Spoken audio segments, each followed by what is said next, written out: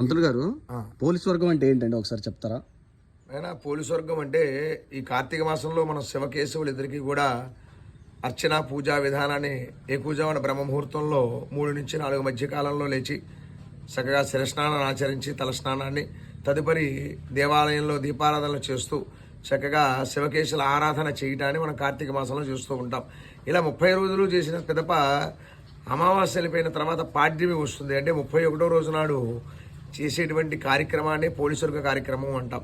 ఈ పోలీసువర్గ కార్యక్రమం ఏమిటయ్యా అంటే, పూర్వకాలంలో కుండిని నగరంలో ఒక యువతి తను వివాహం అయిన తర్వాత చక్కగా భగవంతుడి సేవ చేయాలనేటువంటి ప్రాపంచంలో నృత్యము ఉండగా ఆమె అత్త, ఆడబిడ్డ, తోడుకోడలు ముగ్గురు కూడా ఆమెకు ఎటువంటి సపర్యలు చేసుకోవడానికి కావలసినటువంటి వస్తు సామాగ్రి ఏమీ కూడా అందకుండా అందున ఏకూజామున పొద్దున్నే దేవాలయానికి వెళ్తూ ఉండగానే వెళ్లకుండా ఆమెకు ఆటంకాలు కల్పిస్తూ ఇంట్లో వంట పని, అదేవిధంగా ఇంటి పని, పాచ్య పని అన్నట్టుగా అన్ని పనులు చేయిస్తూ ఆమెని ఆటంకపరుస్తూ ఉండేవాళ్ళు.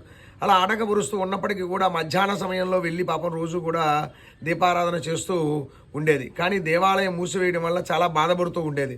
అలా 30 రోజులు జరిగిన తర్వాత 30వ రోజు అమావాస్య రోజు మళ్ళీ అదేవిధంగా మధ్యాహ్న సమయంలో పాపం పనులు ముగించుకొని వచ్చి చేస్తూ ఉన్నటువంటి సందర్భంలో అక్కడ అర్చక స్వామి అదే సమయానికి వెళుతూ ఉండడం వల్ల ఆయన ఈ అమ్మాయి వచ్చిన ఉద్దేశం చేత ఆ దేవాలయం తలుపులు వేయకుండా దర్శనార్థమై ఉంచి తదుపరి వేస్తూ ఉండగా ఈ అమ్మాయి చాలా దిగులుతో బాధపడుతూ ఉంటుంది.